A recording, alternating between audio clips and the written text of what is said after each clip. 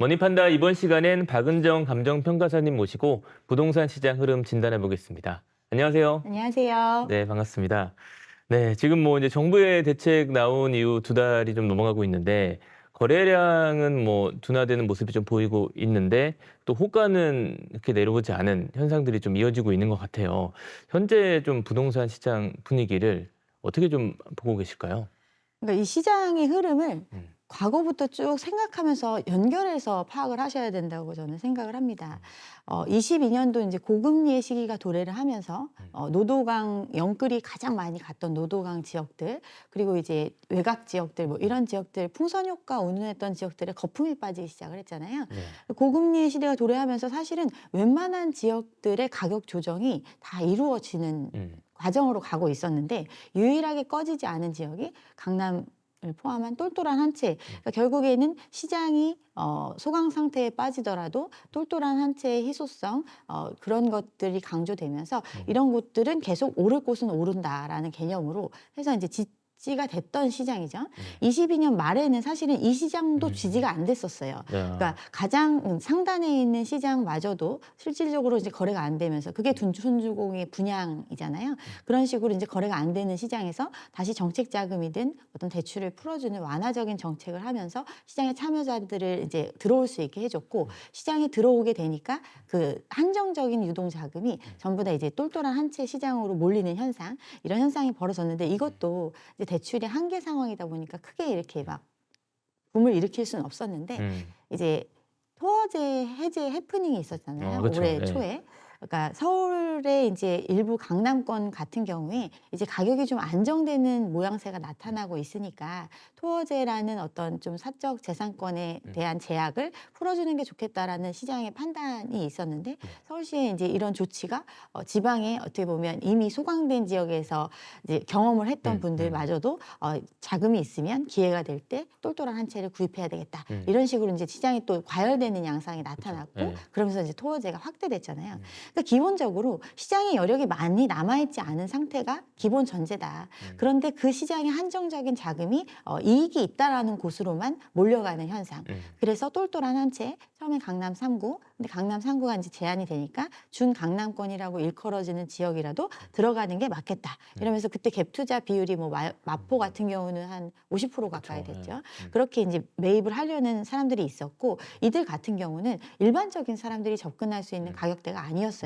대부분이 이제 20억 정도 내외로 그러니까 실질적으로 어느 정도 소득 수준이 굉장히 높은 분들이 영끌해서 초영끌의 형태를 띠면서 자산에 매입하는 형태 요런 이제 시장이 펼쳐졌었거든요. 근데 이제 이런 과열이 확대되는 걸 막기 위해서 네. 사실은 이제 대출에 대한 한계 상황도 우리의 직면한 문제이기 때문에 이런 부분들이 이제 정책적으로 반영이 됐고 이제 그럼에도 불구하고 시장이 더 과열되는 상황이 올까봐 네. 더 과열되면 그만큼 돈이 많아서 사는 게 아니잖아요. 대출을 늘리는 또 형태가 빚을 늘려야 되니까. 되니까. 네. 네. 그러다 보니까 이제 토지거래 허가제를 좀 확대하고 대출에 대한 제한을 두면서 이제 10, 15 대책이 나온 거거든요. 이런 이제 드디어 상황을 그런 배경 속에서 네, 배경이 이런 네. 배경이기 때문에 지금 이제 거래량 감소는 사실은 마지막에 남은 그 부분을 누른 이런 상황이거든요. 그래서 이제 거래는 실제로 떨어졌어요. 네. 이제 10월 대비해서 70% 이상 거래량이 감소하는 네. 현상이 벌어졌고 또 준 강남권이라고 얘기하는 사람들이 굉장히 핫했던 지역 여기 같은 경우는 90% 이상 거래가 감소하는 이런 모습이 나타나고 있고 그치만 사람들의 기대감은 이제 금리는 내릴 것이다. 그리고 연말이라서 그렇지 연초가 되면 다시 대출이 풀릴 그쵸. 것이다. 네. 그런 상황에 비추어 봤을 때는 결국에는 오르지 않겠느냐. 어차피 공급은 바로 이루어질 수 없는 환경이니까. 맞아요. 그래서 이제 사람들이 호가는 낮추지 않고 거래는 이어지지 않는 이런 현상이 이어지고 있다고 생각합니다. 네. 그러니까 뭐 토호제 5일장이라 해서 토호제 시행 전에 뭐 팔 사람들은 다 팔았고 네. 지금 이제 물건을 내놓는 분들은 뭐 또 옮겨가려면 비싼 가격으로 가야 되니까 그 가격을 이렇게 낮추려는 움직임이 없지 않나 싶기도 하거든요. 네. 결국엔 이 부동산 시장의 가장 큰 이제 거래 주체는 갈아타기 수요라고 볼 수 있어요. 그러니까 기존에 이제 하급지에서 중급지, 중급지에서 상급지 이렇게 보다 조금 자금이 모이거나 자산이 증식이 됐을 때 더 좋은 곳으로 이동하려는 수요. 근데 그들의 이동 자금은 기존의 것이 팔려야 이동할 수 있는 구조거든요. 그렇기 때문에 이제 지금 이제 뭐 계속 뭐 윗단은 계속 갈 수 있다라고 얘기를 할 수 있는 게 불가능한 게 이 아랫단에서 자금 회전이 돼줘야 이제 상단으로 가는 갈아타기가 가능한데 그게 지금 불가능한 상황이거든요. 그래서 이제 이번에 이제 토지거래 허가제 같은 경우 확대 지정이 됐잖아요. 근데 이러다 보니까 예전에는 그러니까 이 지정이 되기 전에도 거래가 많지 않았어요. 가격이 떨어졌음에도 불구하고 거래가 많지 않았고 실수요자가 그래도 이 정도 대출을 받아서 사야겠다라고 생각하면 사는 시장 이런 시장이었는데 이런 시장 아예 이제 거래가 끊긴 거죠. 그나마 이제 대출의 규모도 이제 축소가 되기도 하고 사람들이 이제 금리 부분도 굉장히 지금 올라가고 있는 추세잖아요. 이렇기 때문에 이제 관망세가 나타나는 거고 그럼에도 불구하고 뭐 이제 강남이나 이런 데는 신고가 거래가 됐다. 맞아요. 이런 기사 네. 되게 많이 나오잖아요. 네. 이것 때문에 혼란스러우신 거거든요. 그렇죠. 혼란스럽죠. 근데 이거는 가만히 생각을 해보시면 시장에 누가 참여하는지를 생각을 해보면 좀 이제 서민들 위주의 좀 싼 지역들은 싼 지역들을 수요하는 사람들이 참여를 하니까 돈이 더 없는 거죠. 근데 강남이나 이런 지역들은 그래도 돈이 있는 사람들이 참여하는 시장이잖아요. 그쵸. 그러면 그 중에 한두 명은 참여할 수 있는 거예요. 그러니까 참여자가 전혀 없는 시장과 참여할 수 있는 사람이 남아있는 시장. 그런 걸 생각하면 그래서 강남에 이제 신고가 거래는 이루어질 수 있다. 그렇지만 이제 뭐 강남 3구에만 있는 아파트가 서울 전체의 한 20% 정도를 차지하거든요. 그리고 강남 3구 플러스 강동구, 용산구까지 하면 30%가 넘게 어떻게 보면 소위 말하는 똘똘한 한 채라는 지역에 아파트. 다 아파트가 있어요. 그럼 걔네들이 전부 다 30억, 40억, 50억을 할 수 있느냐 이런 부분을 생각을 해보면 지금의 상황은 일단은 과열된 시장을 좀 진정시키기 위한 정부의 조치가 있었고 이 상황이 좀 길어지면 이제 정상적인 가격으로 좀 조정되는 현상이 벌어지지 않을까 이렇게 생각합니다. 네. 이제 말씀하신 것처럼 이제 토호제가 또 광범위하게 지정되다 보니까 어차피 다 토호제면 더 좋은 곳을 가지 않겠냐 해서 이제 오를 곳만 오르지 않겠냐 뭐 그런 목소리도 좀 나오는데 뭐 규제에 따라서 좀 서울 부동산 시장에 지금 말씀도 하셨지만 어떤 현상들이 좀 이어질까요? 네. 일단 이제 정부가 대출 규제를 6억으로 이제 제한을 했었고 그다음에 이제 구간별로 6억, 네. 4억, 2억 이렇게 제한을 뒀잖아요. 그럼 사실은 뭐 여기 흑수저란 표현이 좀 그렇지만 이런 정도의 가격대를 중저가 아파트 시장의 참여자들은 대출에 대한 규제 영향이 없어요. 그렇지만 이제 규제가 강화됐다라는 부분이 꼭 그 대출의 금액만을 얘기하는 게 아니거든요. 실질적으로 이제 은행의 건전성 문제에 대한 부분도 계속 지적이 되고 있거든요. 지금 현재는 은행의 건전성 상태 양호하다라고 얘기를 하지만 은행은 여러 분야에 돈을 빌려주고 있잖아요. 근데 이제 가계부채 같은 경우도 이제 연체율이 증가세가 꾸준히 지금 상승하고 있는 형태고 그리고 제1금융권으로 일컬어진 곳 같은 경우는 기본적인 신용이나 소득 수준 이런 것들을 깐깐히 따져서 빌려주는 기관이잖아요. 그런 기관에서 빌려준 것조차도 지금 연체가 계속 이루어지고 있다라는 거는 시장이 굉장히 심각한 상황이거든요.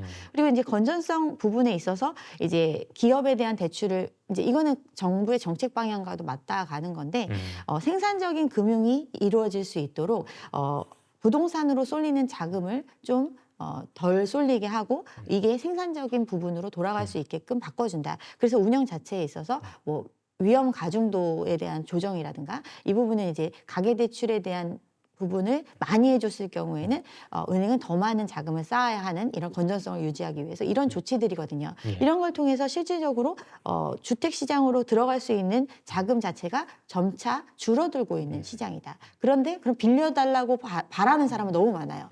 사람들 지금 빚내주면 무조건 살 그쵸. 기세잖아요. 예. 그렇기 때문에 그 사람들에 대한 조건을 까다롭게 따질 수밖에 없고 예전보다는 덜 빌려주는 형태 이렇게 가고 있기 때문에 기본적으로 이제 대출 규제가 강화되면 고소득층이라든가 신용이 좋았던 사람들이 예전에 받았던 금액보다 조금은 줄어들 수 있는 이런 구조로 가기 때문에 흑수저만 잡았다 이런 것보다는 전반적인 시장에 대한 좀 안정 조치였다라고 생각이 듭니다.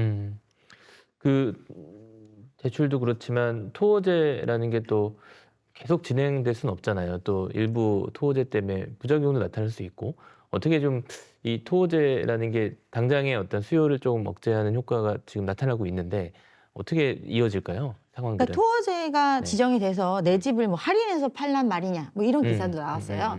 근데 할인이라는 거는 정가가 있는 물건을 얼마로 이제 깎아서 파는 게 할인이잖아요. 그런데 우리 시장은 가격이 올라갔다라고 얘기하면 올라간 금액을 기준해서 계속해서 정가가 올라가는 구조잖아요. 그쵸. 네. 그러면 여기서 할인이라는 게 무슨 의미인지를 생각을 해볼 필요가 있고 기본적으로 이 시장에 어떻게 보면 구조적인 변화를 추구하는 정책을 하고 있다라고 생각을 하시면 됩니다.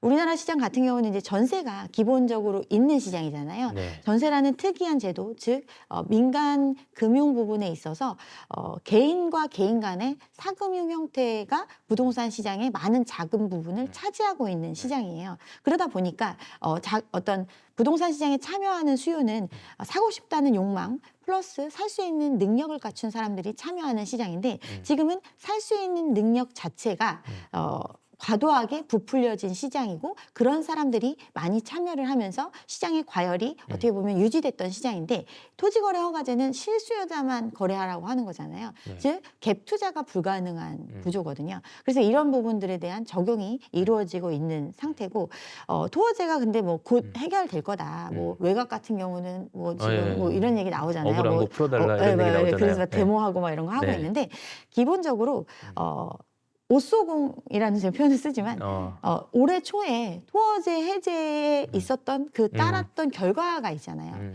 이런 어떤 부작용을 보고 경험했으니까. 지금 네. 이걸 가지고 과연 지금 사람들이 원한다고만 해서 과연 그 원하는 수요도 얼마나 많은지도 모르겠지만 어쨌든 그런 부분 때문에 지금 정책을 후퇴시키는 조치를 할 것인지 이 부분에 대해서는 좀 미지수라고 생각합니다. 알겠습니다.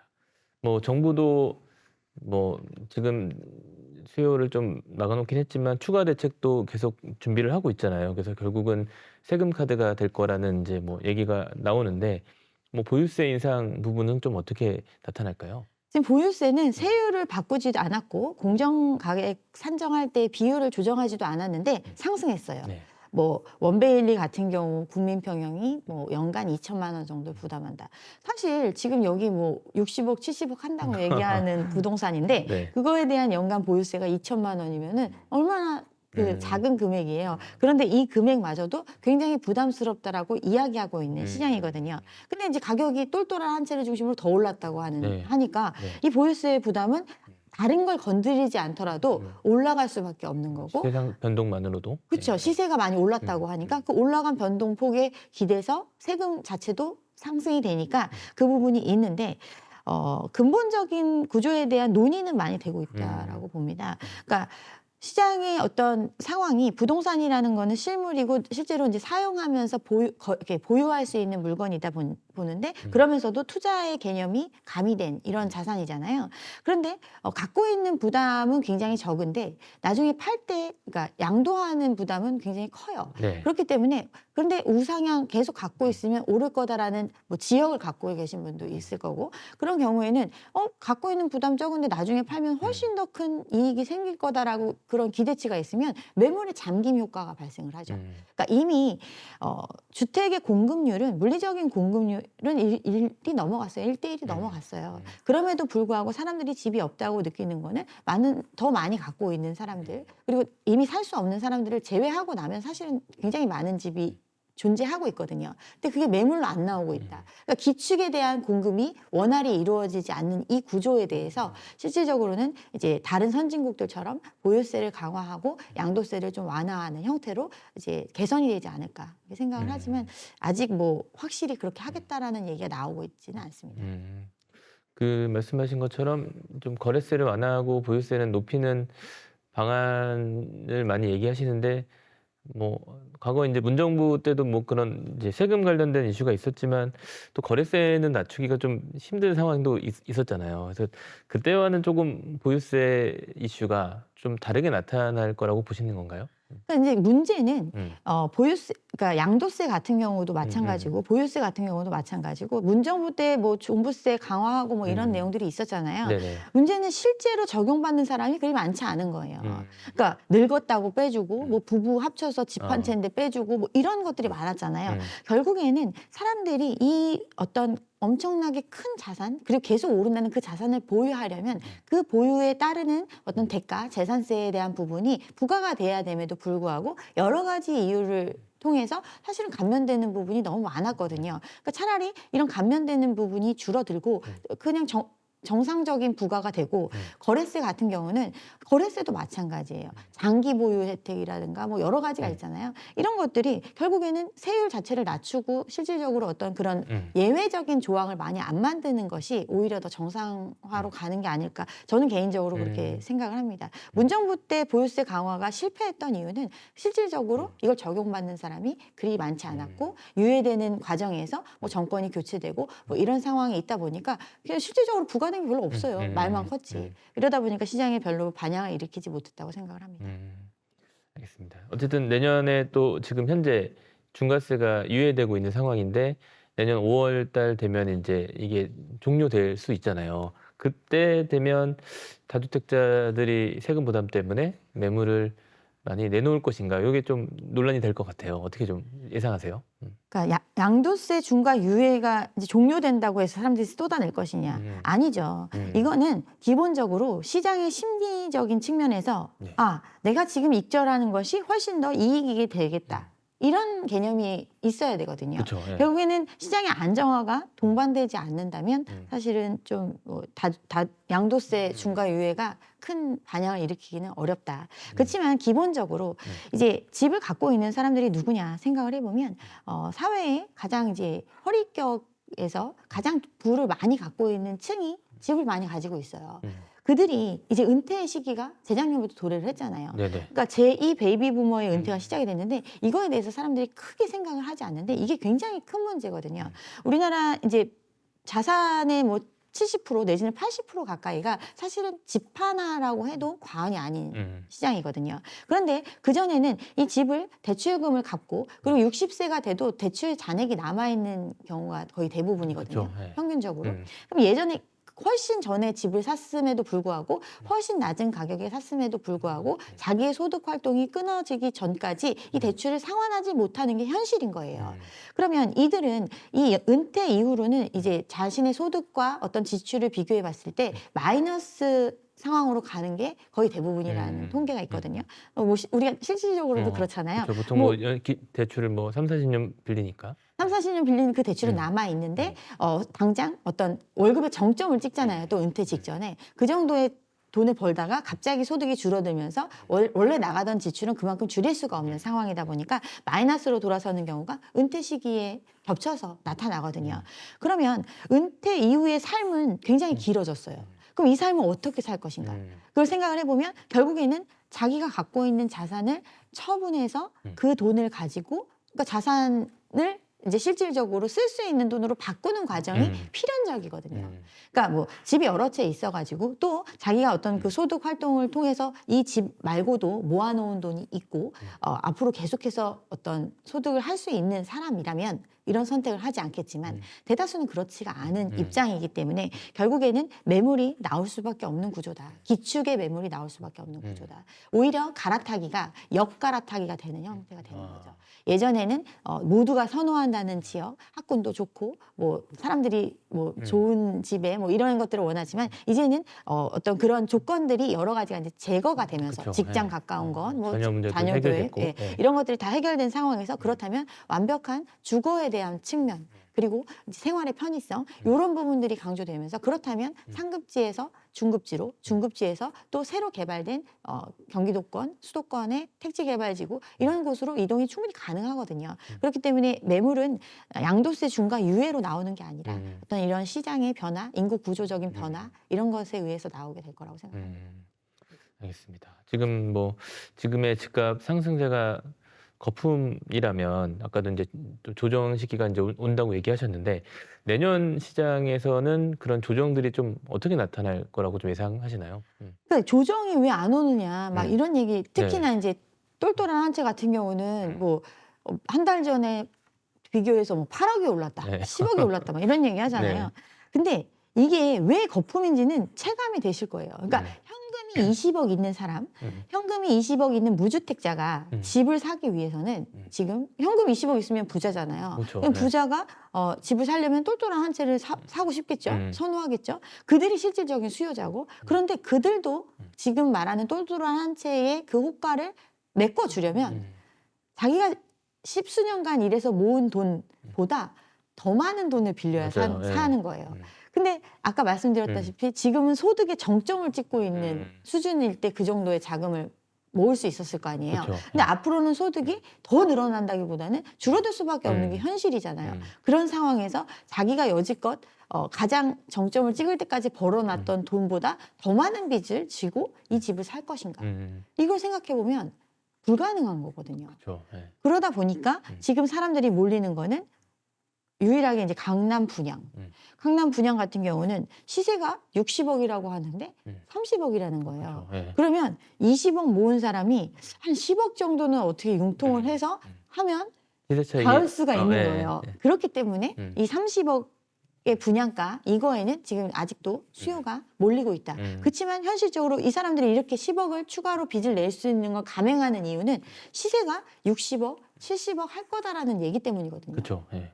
근데 이 믿음이 사라지는 시장이 오면 사실은 이 분양도 그리고 실질적으로 이 물량 자체도 굉장히 많이 나오잖아요. 내년에는 이런 것들을 고려했을 때는 조정이 불가피하다. 이렇게 생각합니다.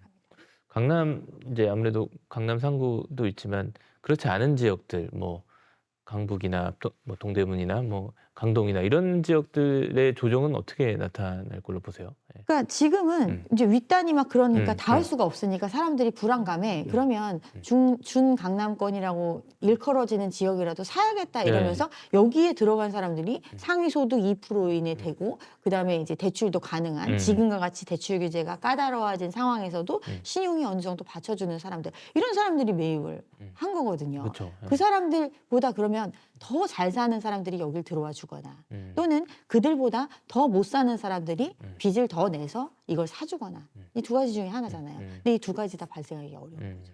지금 이제 최근 환율 상승 문제가 좀 불거지고 있고 그래서 한국 경제도 위기 신호라는 이제 얘기가 많이 나오고 있는데 이런 상황 속에서 좀 부동산 시장과 연결해서는 어떻게 이해를 좀 하면 좋을지.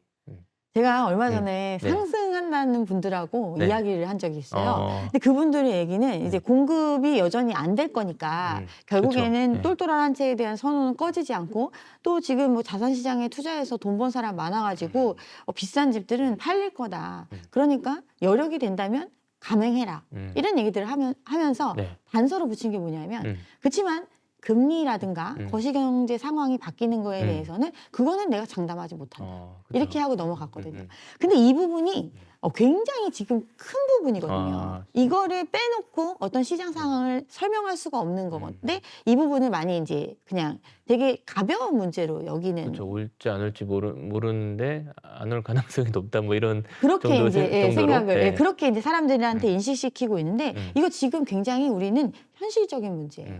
환율 같은 경우는 코로나 때 1,200원대 막 이랬죠. 근데 코로나 끝나고 지금 상황이 됐는데 그리고 달러 인덱스가 많이 떨어졌음에도 비슷하게 내려왔음에도 불구하고 환율이 1,400원대를 뚫었어요. 그리고 지금 1,400원을 뚫었는데 여기에 지금 환율 안정 조치를 계속 하고 있음에도 불구하고 1,470원을 넘어서고 지금 1,500원이 뚫리냐 마냐 이런 얘기를 하고 있는 정도거든요. 그렇죠. 예. 그러면 환율이라는 게 뭔가 생각을 해보면 다른 나라 돈, 그러니까 기축통화 대비해서 우리나라 돈의 가치예요.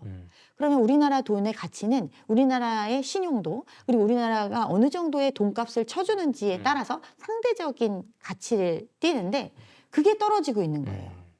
원화 가치가 하락하고 있는 거잖아요. 전체적인 네. 통화에 대비해서 원화 가치가 떨어지고 있는 상태거든요. 이유는 우리나라가 기본적으로 돈값을 많이 안 쳐줘요. 한미 기준금리 역전차가 지금 네. 꽤나 그렇죠. 오래 유지되고 있잖아요. 한미 기준금리 역전차가 아무 문제가 없다라고 그동안 믿어온 거죠. 그렇지만 이 문제가 계속해서 누적되어 있었던 거죠. 한미 기준금리 역전차는 뭐 어떤 의미냐면 미국이 우리나라보다 신용도가 훨씬 좋아요. 돈을 훨씬 더 잘 갚을 수 있는 나라야. 그런 나라가 우리 금리 4% 해줄게. 우리한테 돈 빌려줘. 이런 거거든요. 근데 우리나라는 미국보다 그렇게 신용도가 높지 않아요. 근데 우리 돈 잘 갚을 수 있으니까 2.5% 쳐줄 테니까 돈 빌려줘. 이런 거예요. 그러면 어디로 돈이 들어가겠어요? 당연히 훨씬 더 돈값을 많이 쳐주는 데를 더 선호할 거 아니에요. 신용도 높고. 네. 네. 그럼 우리는 더 돈 구하기가 어려워질 거 아니에요. 그렇잖아요. 이 한미 기준금리 역전차는 이런 의미거든요. 그래서 기본적으로 우리나라의 외화 자금이 계속해서 머물게 하거나 계속 유입될 수 있게 하려면 미국보다 기준금리를 높게 가져가는 게 통상적이었어요. 일반적으로 그랬죠. 그런데 그동안. 이걸 안 할 수 있었던 이유는 다 초저금리인 거야. 아, 금리를 다 낮게 그게 문제가 가져가니까. 안 되는 상황이었었구나. 네, 그러니까 그러다 네. 보니까 또 우리나라가 이제 아시아권에 투자하는 투자 대상으로서는 나쁘지 않은 시장이거든요. 굉장히 그런 부분들이 있다 보니까 이제 머무르는 자금들이 일정 부분 있었어요. 그런데 이게 이제 점차 금리가 이제 어느 정도 올라간 상황이고 또 전 세계가 유동성 파티를 벌였잖아요. 그래서 자산 시장이 전부 다 올라갔어요. 뭐 미국도 마찬가지고 뭐 코인 시장도 그렇고 주식 시장도 그렇고 이렇게 굉장히 그쵸. 모든 네. 게 다 버블이 커졌단 말이에요. 그 가치를 굉장히 크게 가져가고 있는 상태인데 그러면 그 가치를 유지하려면 계속해서 자금이 그쪽으로 들어와 줘야지 그 시장이 그 볼륨을 유지할 수 있는데 그러니까 너무나 사람들이 많이 풀었음에도 불구하고 더 많이 원하는 시장인데 그러면 한정적이야. 빌려줄 수 있는 돈은. 근데 그거에 대해서 그럼 어디로 시장으로 흘러 들어갈 것인가. 이러다 보니까 우리나라에 머무는 자금이 더 없어지는 거예요. 그러니까 이게 환율의 큰 문제거든요. 네. 또 우리나라가 계속 성장에 대한 잠재력이 크다. 이러면 또 어떤 머물 수 있는 요인이 되죠. 근데 발전 가능성이 떨어져요. 왜? 생산 가능 인구가 줄어들고 있고 우리가 이제 지금 AI 시대로 가고 있고 뭐 이런데 이 상황에 어떤 대비책이 될 만한 어떤 국가의 거점 산업들이 크게 발전되고 있는 상황은 아니고 인구의 노령화, 저출산, 그다음에 높은 집값 문제, 그리고 심각한 가계부채 상황 이런 것들이 전부 다 우리나라를 판단하는 기준이 되니까 환율이 내려올 수가 없는 거예요. 그래서 지금 환율 안정책으로 펴려고 하는 것들이 뭐 국민연금을 이용해서 뭘 해보겠다. 외화채 발행을 한다는 얘기도 있고. 네, 또 기업들이 달러 보유하고 있는 부분에 대해서 너네 이거 바꾸면 세제 혜택 줄게 뭐 이런 것들을 해서 기업의 자금을 쓰겠다. 근데 기업도 지금 불안한 거예요. 기업들은 당장 달러를 가지고 뭔가를 해야 되는 입장에 있는데 달러 값이 막 올라가는데 자기가 이거 갖고 있지. 이걸 바꿨다가 나중에 더 비싸게 사야 되면 문제가 되니까 그쵸. 이걸 지금 풀지 않고 있고 그래서 역대 최대의 지금 보유액을 보이고 있고 막 이런 상황이거든요. 그 이 얘기는 지금 우리가 굉장히 심각한 문제를 겪고 있다. 이게 이제 팩트거든요. 거기에 우리나라 어떤 상황 중에 특수 상황이 부채 문제거든요. 가계, 기업, 정부 이 3주체의 부채가 6천조가 넘어가잖아요. GDP 대비해서. GDP 대비해서 가계부채 같은 경우는 전세보증금 포함하면 1.5배 정도 되잖아요. 전세보증금도 결국에는 빌려서 남의 돈 빌린 건데 이 남의 돈 빌릴 때 이 빌려준 사람도 빌린 거예요. 전세 그쵸. 대출을 네, 통해서. 네. 그러니까 이 부채의 크기가 어마어마한 거예요. 네. 그리고 기업 같은 경우는 코로나를 겪으면서 시장 상황이 이제 안 좋을 때는 계속 빚으로 연명하라고 했었고 그리고 나서 이제 상황이 달라졌음에도 불구하고 뭐 관세 문제라든가 여러 가지 조건들이 적용이 되다 보니까 기업도 빚을 못 갚고 있어요. 그렇죠. 기업 부채도 지금 가계 부채보다 더 많이 있잖아요. 근데 정부는 이런 어떤 경기 침체의 상황, 경기 침체는 왜 와요? 내수와 외수가 다 좋아야 되는데 수출은 어떻게 된다 쳐. 수출 환율 부분은? 때문에 네. 해서 돈 많이 번다 쳐. 근데 내수가 안 좋은 거예요. 왜 안 좋으냐? 사람들이 집 사느라고 빚을 너무 많이 져가지고 돈 쓸 수가 없는 거예요. 이게 고착된 문제잖아요. 이런 지금 빚의 문제가 그러니까 굉장히 심각하게 바라보고 있고 IMF라든가 외국의 이제 어떤 우리나라를 평가하는 기관들이 가계부채 문제에 대해서 지적한 게 21년도부터 계속 지적해 왔거든요. 그렇죠. 그리고 이 문제에 대해서 그래서 우리나라 경제 수장들이 이거 문제가 심각하다. 그러니까 그러니까 디레버리징에 대한 부분들을 강조했었음에도 불구하고 집값 똘똘한 채는 오른다는데 왜 나 안 빌려줘? 나 빌리면 살 건데 이런 얘기를 하면서 계속 빚이 늘려오니까 지금은 뭐 하반기만 되면 대출이 막히고 또 대출의 총량도 지금 원래 증가하는 걸 증가세는 사실 이제 GDP의 성장률을 반영해서 증가분을 결정을 하는 거거든요. 근데 우리나라 지금 1% 정도도 안 올랐는데 3% 정도 오를 거다라고 생각하고 전체 총량에 대비해서 3% 정도는 빌려줘라, 더 빌려줘라 이렇게 해놨는데 이거 지금 초과해서 빌려준 게 33% 초과해서 빌려줬잖아요.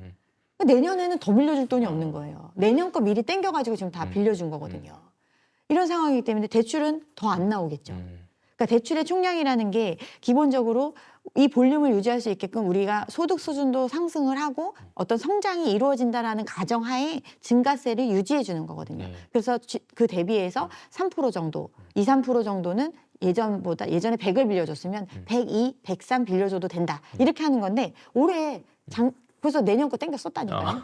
그러면 더 많이 그 페널티를 준다 했었잖아요. 그러면 내년에 빌려줄 수 있는 자금 자체는 절대적인 금액 자체가 줄어드는 거예요. 준다. 네. 그러면 부동산 시장에 어떤 영향을 주느냐. 부동산 시장으로 흘러들어올 자금이 막힌다. 그러면 부동산 시장은 물건을 갖고 있는 시장이지 이 물건을 돈으로 바꾸려면 누군가 돈을 갖고 들어와 줘야 되는데 그렇죠. 돈이 없는 거예요. 그러면 팔아야 되는 입장에 있는 사람이라면 가격을 조정해서라도 현금화해야 하는 상황으로 가게 되고 이런 과정이 부동산 시장의 안정화로 가는 길이겠죠. 지금 말씀하신 그런 경제 상황 또 부동산 시장 흐름과에도 불구하고 또 일각에서는 어쨌든 뭐 인플레이션, 아까 말씀하신 공급 부족 문제, 또 유동성 증가 이런 등의 이유로 내년 집값 상승세가 이어질 거라는 전망도 많이 나오거든요. 네. 여기에 대해서 좀 어떻게 견해를 갖고 계실까요? 네. 일단 인플레이션 이걸 제일 많이 얘기해요. 네. 집도 재화이기 때문에 인플레이션의 영향을 받아서 결국 오르지 않겠느냐. 짜장면 값도 얼마가 올랐는데 왜 집값은 안 올라? 이런 얘기들을 하시거든요. 근데 인플레이션이라는 게 자산의 인플레와 일반적인 재화의 인플레로 나누어서 생각할 수 있어요. 그동안의 시장은 일반적인 재화의 인플레가 없던 시장이에요. 저출산, 저물가였잖아요. 저성장. 그쵸. 삼저의 네. 시대에 삼저. 살았잖아요. 네. 우리는.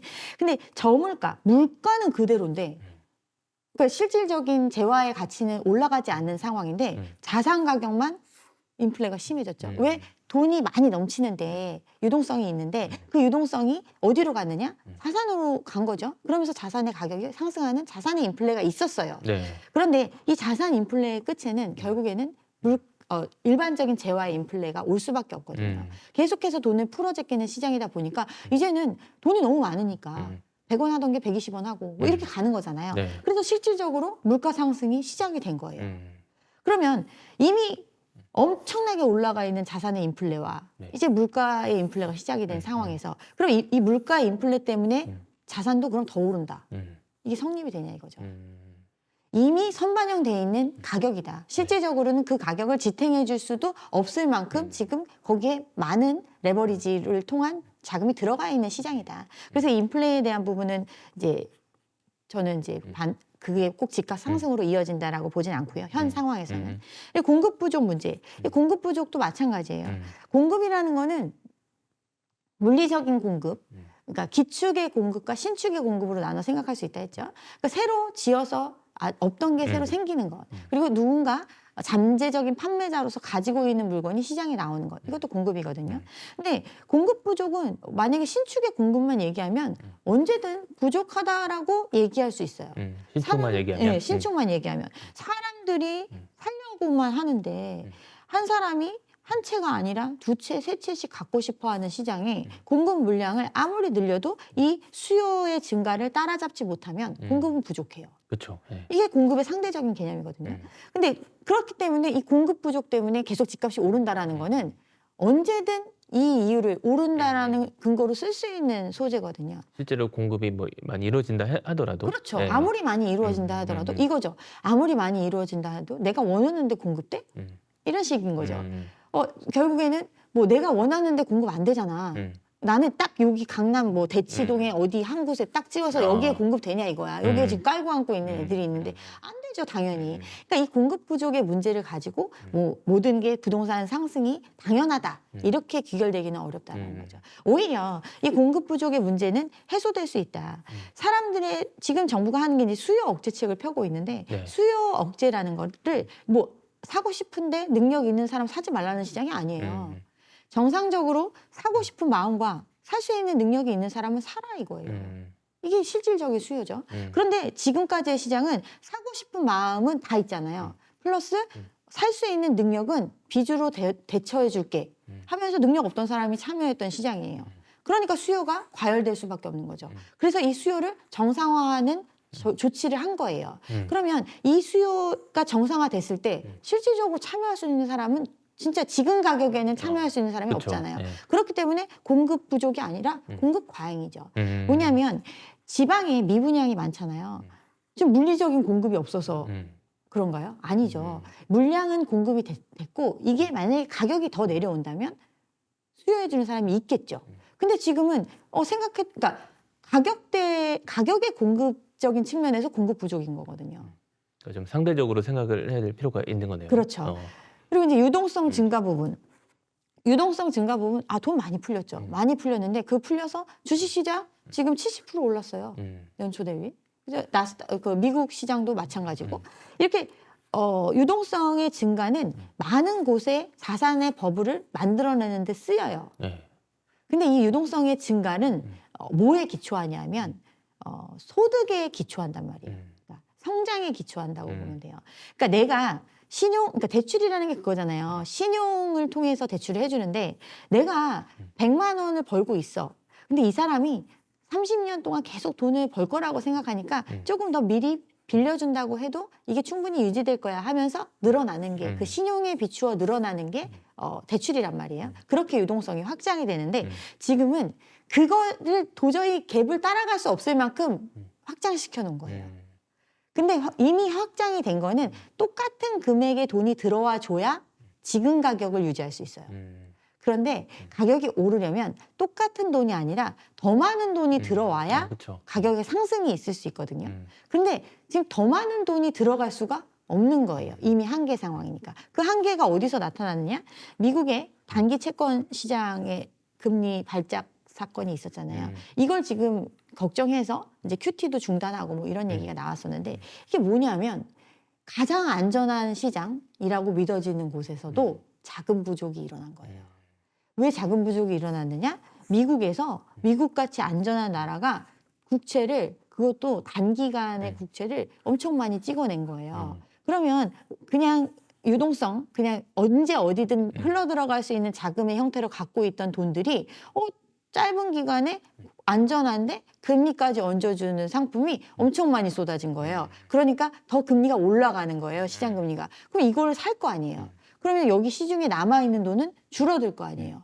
근데 은행들, 뭐 금융기관들 이런 데는 지금 사람들 투자하려고 돈 빌려달라고 난리니까 최대한 많이 빌려줄 거 아니에요. 그렇지만 은행도 마찬가지거든요. 은행에서 1을 가지고 있으면 1에 대비해서 14배. 7배인가요? 이 정도까지 그러니까 더 자금을 활용할 수 있는 구조잖아요. 근데 이 1을 갖고 있지를 못할 정도로 빌려준 거예요. 그러니까 단기적으로 자금이 필요하니까 이걸 빌리려고 봤는데 그 시장에 돈이 없어. 그러니까 금리가 치솟아 오른 거예요. 이 정도로 모든 시장에서 돈을 원하고 있는데 그걸 감당하기에는 실질적인 돈이 없는 시장이다. 이게 현실로 나타나고 있는데 이 유동성의 증가? 그게 우리한테까지 오냐 이거예요. 이 서울의 부동산 시장까지 흘러들어올 수 있는 구조가 아니라는 거죠. 어쨌든 집값 상승세가 무조건 뭐 오르기만 한다 이럴 수는 없는 어쨌든 구조적인 문제가 있네요. 예. 알겠습니다. 지금 이제 전월세 문제로 넘어가 볼게요. 지금 월세 지옥에 대한 우려가 나오고 있고 전월세 가격 급등에 대한 우려 때문에 이게 또 집값에 영향을 줄 수 있는 요소가 될 수 있다. 이런 이제 견해도 있는데 앞으로 좀 이 전월세 시장 흐름과 좀 어떻게 연결이 좀 될 걸로 보시나요? 서울의 아파트 거래량 서울시 부동산 통계 시스템에 들어가시면 다 볼 수 있어요. 거기 보면 매매가 줄어들면서 월세, 전세도 다 줄어들었어요. 거래량이. 이 얘기는 갭 투자의 형태를 할 때 가장 최신의 거래를 체결을 하면서 전세를 높은 값을 끼고 그 투자 자금을 줄이는 형태 이런 거래들이 많이 있었죠. 그렇죠. 예. 그러니까 이 얘기는 기본적으로 집을 갖고 있는 사람이 전세라는 자금을 끼지 않으면 집을 살 수가 없었던 거예요. 그 얘기는 반대로 말하면 전세의 월세화가 된다는 거는 이 전세금을 돌려주고서도 월세로 전환시킬 수 있어야 된다는 거거든요. 그렇죠. 자금이 있어야 그쵸. 돌려주니까. 예. 근데 그게 안 되는 거거든요. 그러니까 전세가 사라진다. 뭐 이런 얘기 하시는 분들도 많은데 전세가 사라지려면 지금 갭 투자를 한 사람들이 이 전세금을 다 돌려줄 수 있는 능력을 갖추면 사라져요. 근데 그렇지 않아요. 그렇기 때문에 계속 전세 매물을 내놓을 수밖에 없는 거예요. 전세 물량은 이미 있는 거죠. 근데 전세를 수요하는 사람은 어떤가 생각을 해보면 전세의 수요자는 매매로 많이 전환됐죠. 그리고 전세를 수요했던 사람들이 그동안 계속 전세값을 올려줄 수 있었던 원인이 전세 사는 사람이 돈을 많이 벌어가지고 전세금을 올려준 게 아니에요. 돈을 막 빌려주는 거야. 전세 대출을. 네. 네. 근데 전세금 올려받겠다라고 했을 때 이게 능력이 안 되면 딴 데로 가야 되잖아요. 모자르면. 근데 빌려준대. 근데 빌려주는 거가 되게 싸. 월세로 전환하는 것보다 싸. 그럼 빌리겠죠. 이사 가는 비용, 복비 물어주는 거 뭐 이런 것까지 그쵸. 생각하면 네, 네. 그게 더 싼 거예요. 그래서 대출을 더 받아서 이 전세금의 상승을 메꿔줬던 시장이거든요. 근데 대출을 이제 그렇게 해줄 수 있는 상황이 아닌 거예요. 그러면 전세 수요자가 자금을 지불할 수 있는 능력이 현격하게 좋아지거나 그래야 전세금을 계속 올릴 거 아니에요. 그렇죠. 예. 아니면 계속해서 여기다 대출을 해주거나 두 가지 중에 하나거든요. 근데 둘 다 안 되는 거예요. 그러면 지금 전세가 올라간다 하죠. 당연히 일정 시기에 물량은 없는데 전세를 꼭 구해야 하는 사람 그리고 그 꼭 구해야 하는 사람이 능력을 갖추고 있다면 올라간 전세값에 계약을 체결할 수 있겠죠. 그렇지만 전체적인 장기적인 시기열로 봤을 때는 그 가격 자체가 크게 뛰었다가 다시 조정받는 시기가 물량이 많은 시기 이런 데는 그렇게 물려가잖아요. 그러니까 전세난이라는 것도 굉장히 지역적이고 일시적인 현상에 그칠 수 있다. 이게 우리가 2+2 계약갱신 청구권 나왔을 때도 마찬가지잖아요. 네. 뭐 말이 안 되는 얘기지만 뭐 2년 살던 사람이 또 2년 더 거주한다고 해서 뭐 큰 문제가 되는 건 아닌데도 불구하고 그러면 전세금 못 올리지 않느냐. 그래서 미리 올린다. 미리 올려서 뭐 네, 이중 가격도 뭐 나오고 이중 막. 가격 나오고 네. 이런 거 했었잖아요. 근데 그때 어떤 게 많았냐면 제가 말씀드린 갭 투자. 그러니까 전세금 전세 계약갱신 청구권을 통해서 기존에 살던 사람들이 계속 살아. 전체 물량의 70%가 재계약이에요. 이게 통계로 있었잖아요. 전체가 그냥 그대로 사는 거예요. 그럼 시장에 나올 수 있는 물량은 줄을 수밖에 없죠. 네. 근데 그 물량이 줄었는데 그때 가격도 높았잖아요. 가격이 높은데 거래를 하려면 이걸 내수로 다 주고 살 수 있는 사람은 없었던 거예요. 그러니까 갭을 끼고 사는데 그럼 전세금 높다고 하니까 높은 갭을 끼고 전세 이 매입을 한 뭐 심지어 매도자가 다시 전세를 들어가고 나머지 차액만큼만 매수인이 내는 형태 이런 식으로 명의 이전한 경우 이런 것들이 다 전세값으로 찍혔거든요. 높을 수 있죠. 근데 지금 보면 똘똘하다고 말하는 강남 특히 강남 상구 뭐 반포 서초 뭐 마찬가지인데 여기 같은 경우에 전세값이 뭐 8단지 대치 8단지 재건축한 데 어디죠? 그 거기도 18억까지 갔었어요. 개포동 쪽에. 근데 지금 15억, 14억 내려왔죠. 그러니까 대부분이 뭐 20억 뭐 이렇게 간다 했지만 실질적으로는 한 15억 정도 선에서 이렇게 거의 왔다 갔다 하는 수준으로 내려오거든요. 네. 그만큼 이 전세를 실질적으로 그 정도의 고액 전세의 수도 1년에 2만 명 정도밖에 안 되잖아요. 그러니까 전체 아까 말씀드린 강남 3구에 있는 아파트가 33만 채인데 그 고액 전세를 지불할 수 있는 사람이 1년에 2만 명밖에 없어요. 1년에 전체가 2만 명이죠. 1년에 늘어났다는 게 5천 명, 6천 명이었으니까. 실질적으로 그 돈이 그만큼 자금을 갖고 있는 사람이 많지 않다. 이런 것들을 생각하면 이 전세는 결국에는 소득의 성장에 따른 완만한 상승세 그리고 그 지역의 수요가 탄탄한 지역 같은 경우는 완만한 장기 시계열에서 완만한 상승세를 보이는 게 팩트고 어떤 이 급등, 급락 이런 거는 시기적인 부분에 있어서 맞물릴 수 있다. 이렇게 생각을 하시면 될 것 같습니다. 그러니까 뭐 전세 월세와도 그렇게 추세적으로 계속 일어날 수 있는 상황은 아니라고 봐야겠네요. 그러면. 네. 일어날 수 있는 건 이거죠. 보증금 아까 말씀드렸던 것처럼 빌려서 냈는데 금리도 올라가고 안 빌려준대요. 덜 빌려준다고 하면 그러면 그만큼 이제 부족하잖아요. 전체 집값 중에 전세가 차지하고 있었던 자금이 있었는데 네. 그게 이제 부족한 현상이 발생을 했어요. 그러면 예전에는 전세 사는 사람이 그만큼 대출을 받아가지고 메꿔줬었는데 네. 이걸 이제 못 메꿔. 그러면 집주인이 그 갭을 메꿔야 되잖아요. 돌려줘야 되니까 앞선 세입자한테. 그러면 그걸 어디서 공짜로 빌려오는 게 아니라 이자를 내고 빌려올 거 아니에요. 그럼 그만큼이 이자 그만큼, 비용으로 전환되면서 월세가 되는 거죠. 이게 그런 과정으로 가는 거죠. 네. 알겠습니다. 이런 좀 뭐 여러 가지 상황들 속에서 뭐 어쨌든 무주택자 또 갈아타기 준비하는 1주택자든 내 집 마련 기회가 다시 올 것인가 이런 고민들을 할 것 같은데 어떻게 좀 조언을 해주실까요? 네. 당연히 오죠. 네. 그러니까 지금은 어떤 불안감에 휩싸여가지고 사람들이 이것저것 막 뭐든지 해야 되겠다 이런 생각을 갖고 있는 건데 실질적으로 돈이 있는 사람은 불안할 게 하나도 없어요. 예를 들면 내가 15억이 있다. 무주택이다. 이 사람은 강남에 어디든 가서 살 수 있어요. 15억으로? 새 집, 새 집으로? 전세. 아, 전세로? 네. 전세 새 살수 집 있죠. 들어가는데 네. 모든 커뮤니티 시설을 누리면서 15억이면 가서 살 수 있어요. 2년 살고 플러스 2년, 4년 살고 또 새로 입주되는 데 들어가서 또 살고 이렇게 해서 10년 그냥 살 수 있어요. 이 돈이면.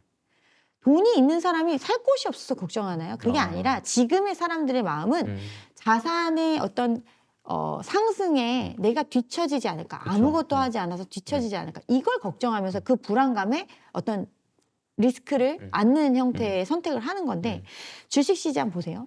주식시장 3천에서 5천 간다 막 이런 얘기 했었죠. 근데 4천 뚫더니 다시 이제 밑으로 내려와가지고 왔다 갔다 하는 이런 왔다 갔다 하고 있어요. 하고 있잖아요. 여기 보면 이 사람들 돈 벌었을까요? 이 사람들 자기 자본으로 투자한 사람은 물렸을 가능성이 높죠. 이게 회복될 때까지 이걸 현금화할 수 없어요. 그쵸. 그렇죠. 버틸 수 있는 여력은 있지만 그냥 이제 나의 유동성은 여기에 지금 묶인 거예요. 그리고 빚낸 사람들은 반대 매매 들어오면서 청산되는 거죠. 이게 뭐 부동산으로 말하면 이거 지금 아파트값 떨어지면 어쨌든 떨어져도 이거 회복될 때까지 내가 이자를 감당할 수 있고 계속 감당할 수 있으면 그냥 감내해내는 거예요. 그 나의 유동성은 이미 잠식된 거예요. 없잖아요. 근데 만약에 이걸 못 갚아. 견뎌낼 수 없어. 그럼 경매로 내몰리는 거잖아요. 그쵸. 똑같은 현상이 벌어지고 있거든요. 그러니까 이 시장 자체가 지금의 볼륨을 유지할 수가 없는 구조다. 그렇다면 결국에는 내가 능력이 있는 상황을 준비하고 있으면 사는데 불편함 없고 그리고 때가 되면 사고 싶으면 사면 되는 거거든요. 이렇게 생각을 하시면 좀 마음 편안하실 것 같습니다. 그러니까 지금의 어떤 뭐 자금으로 좀 전세를 살더라도 그 유지를 하고 진짜 좀 매수 시기가 왔을 때 그 갖고 있는 자금으로 이제 매수를 하라 이런 말씀이신 거죠? 네, 왜냐하면 지금 자산 시장의 성장이 엄청나게 일어나고 있잖아요. 특히나 AI에 대한 기대감이 크고 뭐 이러면서 빅7을 중심으로 미국 주식들 엄청 많이 올라가고 뭐 이런 현상이 있었잖아요. 이거 투자할 수 있는 사람 누구죠? 집 산 사람인가요? 집 산 사람들 영끌해가지고 지금 빚 갚느라고 쓸 돈도 없는 상태인데 네. 지금 이 호황인 자산 시장에 투자할 수 있는 사람은 자금 있는 사람밖에 못해요. 이런 기회가 계속 있었잖아요. 금도 마찬가지고. 하다못해 그냥 가장 안전한 달러를 사든 미국 채권을 사든 국채를 사더라도 이 금리 자체가 지금 웬만한 예금 금리보다 훨씬 더 좋은 상태를 보이고 있거든요. 네네네. 그리고 언제든 그거는 현금화할 수 있거든요. 근데 집을 사느라고 내가 이 올라간 가격을 추격 매수해가지고 되게 무리해서 빚 내고 샀다. 무리하지 않았다라고 사람들은 얘기를 해요. 근데 우리가 인생이 길잖아요. 그리고 대부분 많이 샀던 사람들이 이제 30대에서 40대 초반 이런 분들이 또 소득 수준이 외벌이가 아니라 뭐 둘이 같이 맞벌이. 벌고 맞벌이 네, 네. 하고 그러면서 뭐 어느 정도 충분히 소득이 된다고 생각하면서 하는데 인생이 그렇지 않잖아요. 지금 제 주변에도 저랑 비슷한 또래인데 은퇴하는 사람들이 생겨나거든요. 그렇죠. 건강상의 네, 이유로. 네. 사실은 우리가 어떤 이런 보이지 않는 어떤 자산 상승에 대한 그 불안감 때문에 놓치고 있는 게 되게 많거든요. 이런 걸 생각하면 돈 갖고 있으면 지금 되게 마음 편한데 이렇게 생각하시면 될 것 같습니다. 알겠습니다. 뭐 규제가 강화되면서 재개발, 재건축 시장에도 영향을 미치고 있잖아요. 어떤 현상들이 좀 나타나고 있을까요? 근데 일단은 재건축, 재개발의 추진을 활성화하기 위해서 정책적인 부분은 많이 완화되고 있는 추세고 네, 정책적으로. 네. 뭐 예를 들면은 뭐 서울시에서도 하고 있고 하지만 뭐 기본적으로 정비 사업의 속도를 빨리 할 수 있는 인허가 절차를 단축시켜 준다든가 아니면 어떤 정부의 해야 되는 공공기반시설 기부채납 부분이라든가 뭐 이런 부분들에 대한 완화 조치, 뭐 부담금에 대한 부분들을 네. 좀 덜어주는 조치, 결국에는 사업을 촉진시킬 수 있는 정책적인 완화적인 조치를 많이 하고 있잖아요. 그럼에도 불구하고 규제가 강화됐다라고 얘기하는 것이 제약이 되는 거는 금융적인 측면이거든요. 네. 결국은 집이니까 이 부동산에 대한 어떤 금융적인 제재들이 어떤 재건축 재개발 시장에 영향을 줄 수 있다 이렇게 보여지는 건데 지금 이제 재건축 속도 빨리 해주겠다 뭐 이렇게 뭐 층고 제한 풀어주고 뭐 여러 가지 혜택들이 있잖아요. 이런 것들로 인해서 그 지역 개발을 하겠다라고 한 지역들의 집값이 올랐죠. 올랐죠. 근데 이 올랐는데 오른 가격에 난 팔고 나가고 싶은데 할 수가 없는 거죠. 그러니까 토어제도 있고 토어제 있고 조합원 조합원 지위 지위 양도, 예, 예. 양도 제한도 음, 있고 뭐 이런 것들이 있으니까 이런 것들 때문에 나는 못 털고 나간다. 음, 이런 거죠. 음, 이런 개념인 거죠. 그게 이제 제약이라는 건데 사실은 재건축 재개발 사업은 멈출 수는 없어요. 이게 다 모두가 포기하는 상황이 되지 않는 한은 네네네. 멈출 수는 없는데 그쵸. 시간이 많이 걸릴 뿐이고 왜냐하면 집값의 상승의 원인이 음, 그 개발에 있거든요. 음, 그 개발을 해서 음, 새 아파트를 남들이 사는 것보다 싸게 살 수 있다라는 믿음. 그렇죠. 예. 그래서 집값이 오르는 거거든요. 근데 이 오른 거를 실현하기 위해서는 새 집으로 어쨌든 만들어야 실현이 될 거 아니에요. 지금 중간중간에서 팔고 나가는 사람은 좋죠. 내가 그걸 책임지지 않아도 되니까. 그렇죠. 예. 그렇지만 지금과 같이 그러면서 가격이 과열되는 현상이 있으니 이 사업을 원래 니네가 하기로 마음 먹었으면 끝까지 같이 가라 이거예요. 다 되고 난 다음에 팔아라. 이렇게 지금 양도 제한이 걸린 거거든요. 영향은 있죠. 일단 거래를 빨리 많이 할 수가 없는 거고. 그렇죠. 예. 그다음에 이제 규제 강화된 부분들이 이제 금융에 대한 규제들이 있으니까 뭐 그동안 이 사업들을 이렇게 큰 대규모의 사업을 벌이면서 십시일반 모아서 사업을 하는 게 아니잖아요. 대부분이 대여의 형태로 빌려서, 한단 말이에요. 추진위원회 설립하고 추진위원회 설립하려면 주민들 동의 받아야 되는데 그 동의서 받을 때 누가 일일이 다니면서 동의서 받아야 되잖아요. 자기들이 직접 와서 내는 게 아니잖아요. 그렇죠. 그럼 이거 다 인건비죠. 네, 다 홍보 요원들을 쓰고 하니까. 그렇죠. 예. 그럼 그 다 인건비 누가 내요? 이 사업이 추진위원회가 결성돼서 사업이 진행되길 원하는 쪽에서 돈을 내겠죠. 누군가 빌려줬겠죠. 그럼 그런 부분들이 법인격이 되는 조합 설립이 되는 상황이 되면 정리하는 절차가 필요하겠죠. 근데 조합 설립이 된다고 해서 조합비를 내는 게 아니잖아요. 그렇죠. 예. 다 그냥 되겠지 하고 두잖아요. 모든 걸 빚으로 하는 사업이에요. 그러고 보니까 그 돈이 어마어마하게 드는데 네. 조합원들은 돈 안 내는 거 보면 신기한 것 같아요. 그러니까 근데 공짜는 없잖아요. 왜? 이거 돈을 그럼 누가 내주겠어요? 이 사업을 처음에 진행하는 쪽에서 대여를 해주는 형태로 조합에 대여를 해주는 형태로 운영을 하고 그게 뭐 정비업체가 됐든 설계업체가 됐든 뭐 여러 가지가 있겠죠. 그 루트를 통해서 돈을 빌려줬어. 공짜로 빌려줬을까요? 아니죠. 우리를 뽑아달라, 우리를 용역업체를 써달라는 게 있을 거고 그다음에 이 빌려준 거에 대해서도 이자가 있겠죠. 그리고 이들도 뭐 돈이 있어서 빌려줬겠어요? 이것도 빌려서 빌려줬겠죠? 이런 구조잖아요. 네. 금융비용 부분이 차지하는 비율이 높다. 그렇죠. 예. 이주비, 이사를 나가야 되잖아요. 공사를 하려면 기존에 살던 집에서 또 나가고 부시고 새로 지어야 되는데 그럼 이주비는 뭐예요? 이 사람들이 나중에 나가서 살 곳을 마련하는 데 쓰라고 이주비를 주잖아요. 그렇죠. 이거 예. 공짜인가요? 다 대출이죠. 이자 붙죠. 네. 그리고 실질적으로 어떤 조합의 비용 부담적인 측면이 급속도로 증가하는 게 이주 시점부터거든요. 실질적으로 대규모의 자금이 금융 비용으로서 지출이 되는 거예요. 이미 그쵸. 다 빚을 내니까. 네. 그전에는 이제 사업비 같은 경우는 이제 조만조만하게 이제 들어가는 비용들은 그동안 다 뒤로 밀어놓고 있었지만 실질적으로 이제 이주가 시작되면서 그 이주가 나가서 이제 사업이 될 때까지는 굉장히 큰 금액이 지출이 된 거기 때문에 이때부터가 진짜 그때부터 금융 비용이 시간과의 싸움인 거예요. 이게 시간이 늘어지면 늘어질수록 금융 비용은 천문학적으로 늘어나겠죠. 그리고 이제 공사비 같은 경우도 시공사에서 공사비를 처음에 제안을 할 때는 현재 니네가 갖고 있는 사업 시행인가 받은 걸 기준에서 하잖아요. 근데 시공사가 훨씬 더 어떤 조합보다 더 노하우를 가지고 있고 더 좋은 상품들에 대한 생각들이 있을 거 아니에요. 그럼 얘네들이 되게 멋있는 걸 또 제안을 한단 말이에요. 그럼 그거에 맞춰서 사업 시행 인가를 변경하거나 막 이런 걸 해요. 네. 그러면 예전에 니네가 생각했던 걸로 공사할 때는 이거였지만 실질적으로 이렇게 해보면 이게 이제 그러면서 공사비가 올라가는 거거든요.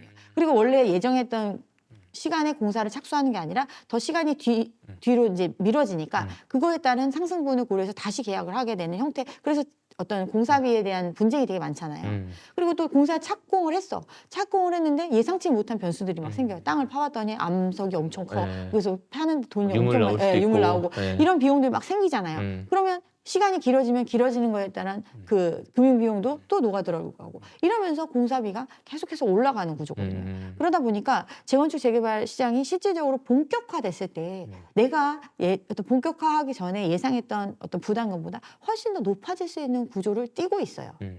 그리고 현실적으로 그렇게 경험적으로 그렇게 진행이 돼 왔고. 네네. 그렇기 때문에 이게 재개발, 그러니까 지금 이제 그런 과정을 필수적으로 겪어야 되는 게 재개발 재건축 시장인데. 네, 그렇기 때문에 네. 재건축 시장이 지금은 네. 어떤 가격이 이제 사업을 빨리 하게 해준다라는 어떤 그 호재 때문에 가격이 상승하는 면이 있지만 현실적으로 사업이 구체화됐을 때는 조금 이제 가격이 오히려 일반 분양이 더 쌀 수도 있는 이런 상황이 될 수 있습니다. 그런 측면에서의 재개발 재건축, 물론 뭐 잘 진행되는 곳들, 또 빨리 가는 곳들은 가겠지만 네.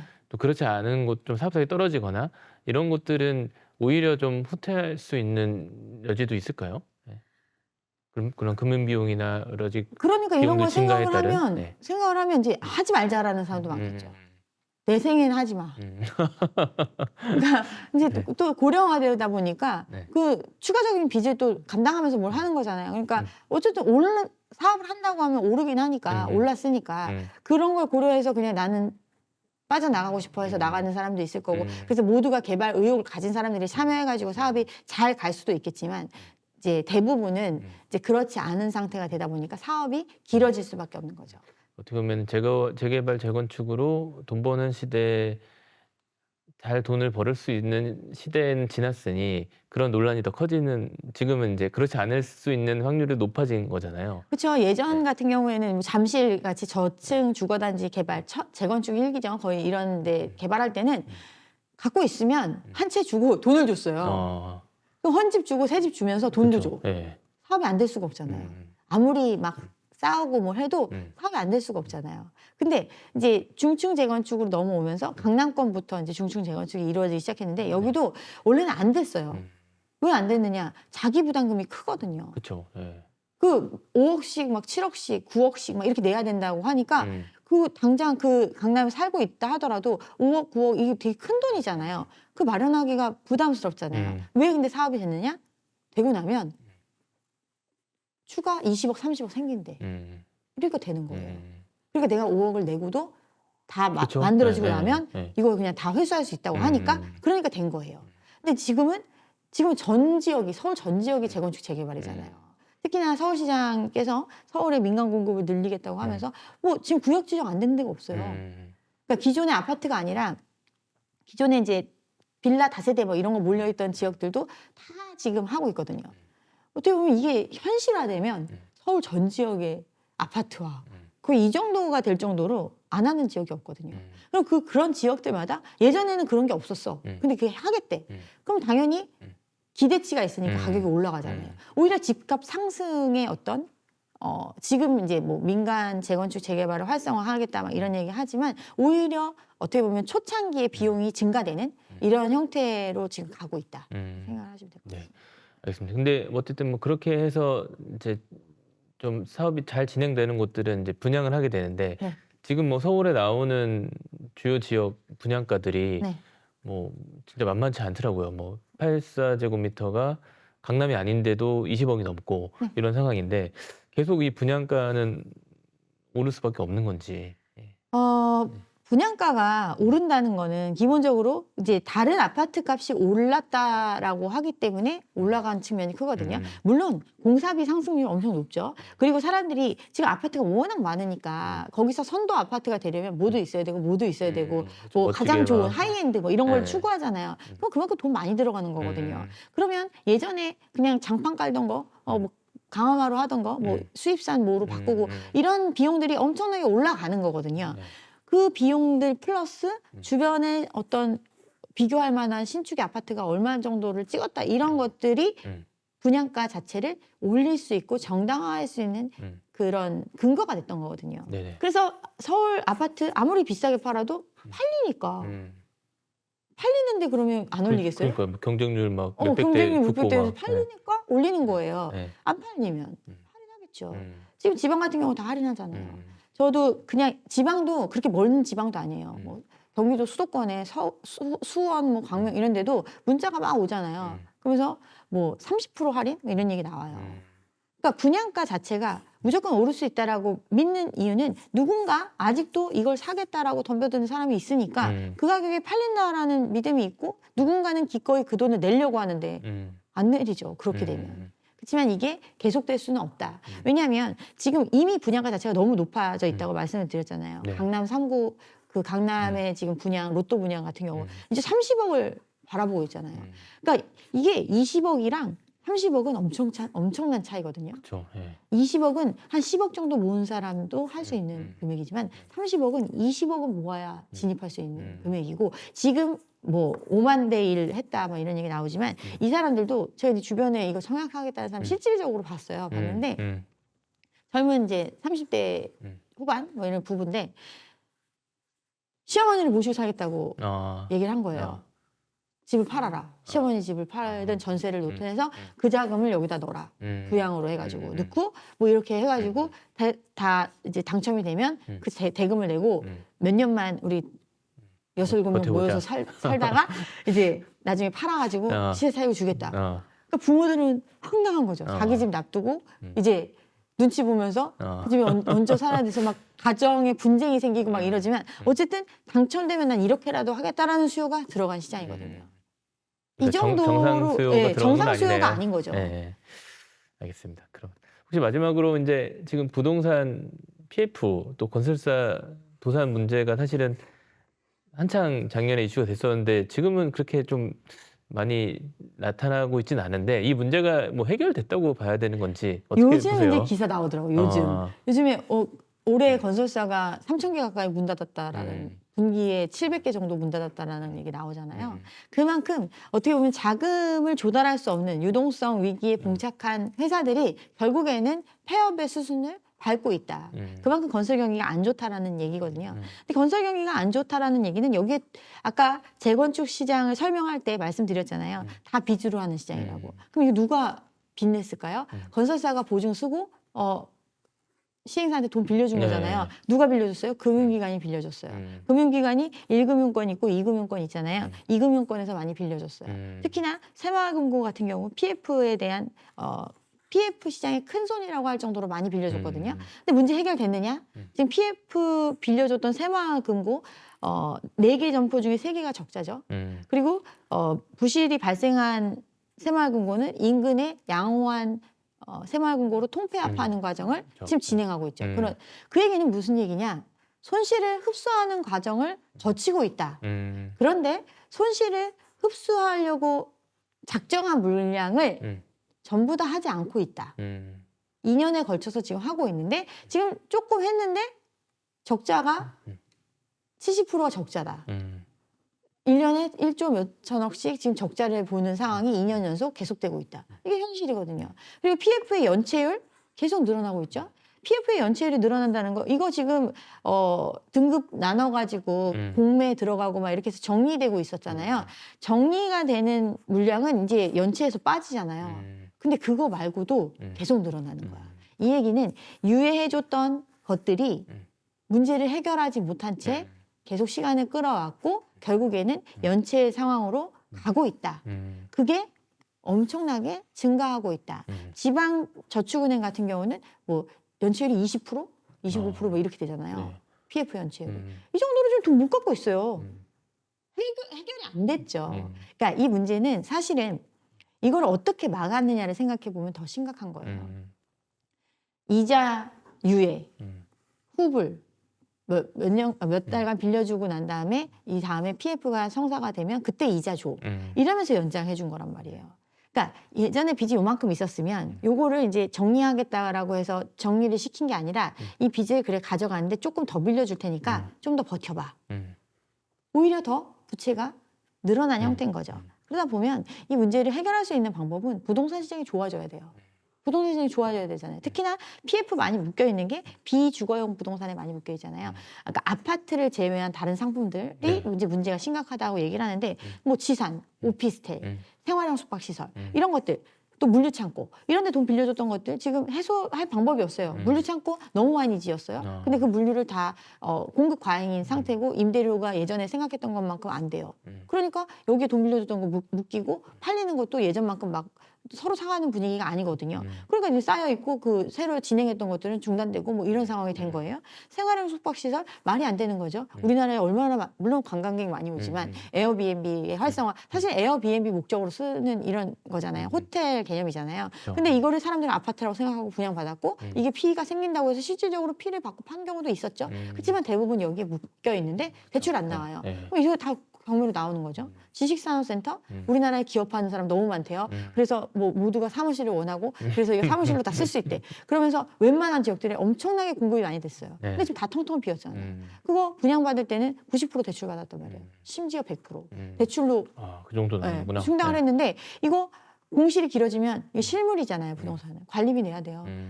이자뿐 아니라 이걸 유지하기 위한 비용이 계속 발생을 해요. 근데 누가 사주지도 않아. 누가 들어오지도 않아. 공실을 계속 방치 중이야. 근데 이거 내가 나중에 노후를 대비해서 산 거야. 이런 사람들 엄청 많고 다 물려있고 그게 올해 지산 같은 경우는 지난달 대비해서 경매 물건이 2배가량 늘어났잖아요. 그만큼 지금 이 폭탄은 이미 터졌어요. 오피스텔, 하이엔드 오피스텔 이런 거 뭐 아파트가 뭐 얼마 하니까 뭐 이런 거 뭐 돈 잘 버는 1인 가구가 많아가지고 월세 800씩 내면서 살 거야. 안 팔려요. 그거 지금 분양받은 사람들 지금 어떻게 해요? 아무리 임대료 지금 오피스텔 아파트 이런 거 같은 경우에 2달 정도 렌트 프리 막 이렇게 들어가거든요. 일단 임대가 채워져 있다고 해야 뭐 분양을 할 거나 할 거니까 이런 개념들의 물건들이 지금 너무 많다. 이런 시장이에요. 알겠습니다. 네, 오늘 여기까지 듣겠습니다. 네, 감사합니다. 감사합니다. 네.